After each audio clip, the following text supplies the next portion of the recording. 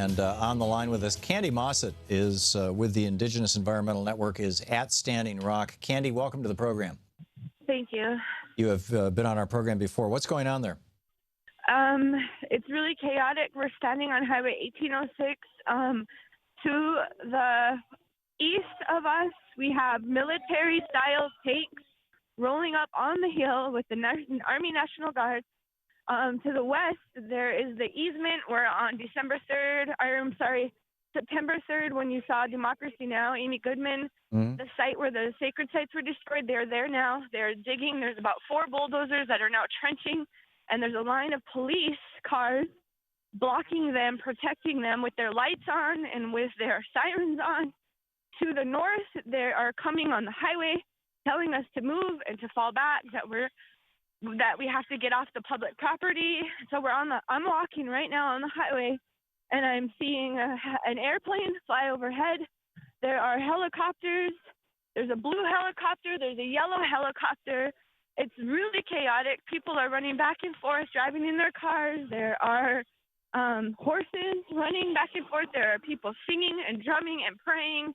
And it's really chaotic, and I just feel really helpless because I'm watching them right now dig the sacred sites. I'm watching the police with their sirens and lights guarding them and stopping us from going out to stop them.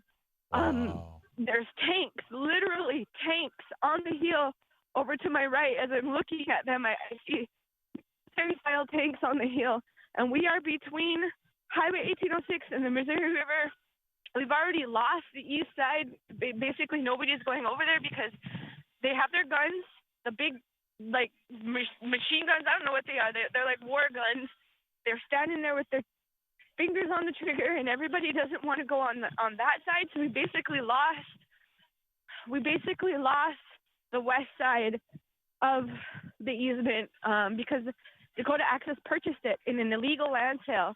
It just came out that it was an illegal land sale, but they have a whole year. The police are coming right now. I see the riot police north. They're marching towards us with shields, with batons, with helmets. They are pushing people back from the north on Highway 1806. They're surrounding us. Literally, I see them in front of me and to the left of me and to the right of me. And so that's what's happening. It's really chaotic, and this is right now. Are they arresting people? Are they? Not yet. I'm going to walk towards the front line so I can hear them. They have a PA system, and it sounds like what they're saying is fall back, get off of the private property. But we're actually on a highway. We're on Highway 1806, which is actually blocked by the police to the north and the south. So this road is not active. Nobody can come on this road because the police have it blocked as well. And they are telling us to fall back off of private property. But the ditches are not private property. The ditches are public property. And so I'm trying to get a little bit closer to them. They're saying to get off the road, to get off private property because we have our own barricade. So we are right now removing our barricade. We're following the police orders, and they're in a line. The riot police are in a line. But I'm looking to my right on the hill to the east, and there are 2 tanks and people getting out of the tanks and walking and starting to circle around behind us. Is there any national media there, Kandi? I don't think so. We have local media here. I have seen local media. Something is happening. There's a fire, it looks like.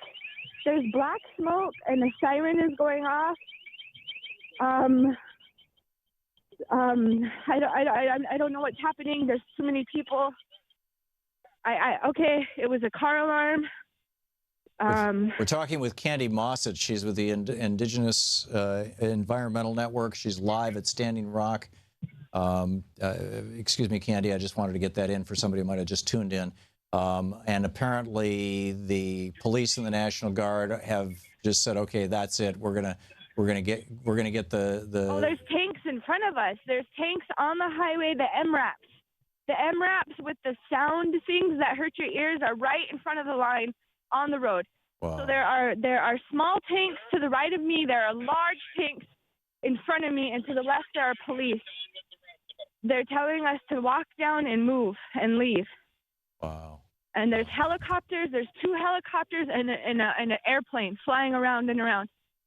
And a fire got started because we have a sage bucket where people were smudging. They kicked over the sage bucket. There's a small fire. I don't know if you can tell them, if you can hear them, but they're telling us to leave.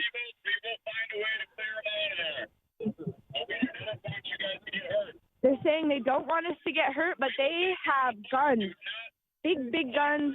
There are tanks, military-style tanks, and they're telling us to move, but the road is barricaded by cars. We are not removing our barricade. There are cars, there are logs, there are tires, there's a fire. The sage bucket got kicked over, so now there's a fire. Someone lit a fire, and now they're throwing hay bales on the fire. Oh, that car! Yeah, back up! I gotta go. Back up then!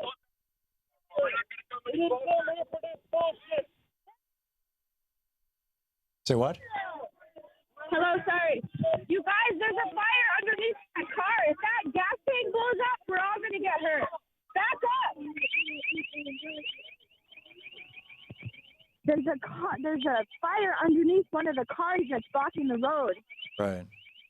Wow. We're live on the air with Kandi. We're gonna get hurt. We're live on the air with Kandi Mossett. Kandi, keep in mind we're live on the air, so please no profanity. But I realize it wasn't you; it was somebody near you. I don't think I was saying anything profanity. No, you didn't. But I was just saying, back up, put the fire out, put the fire out. Yeah.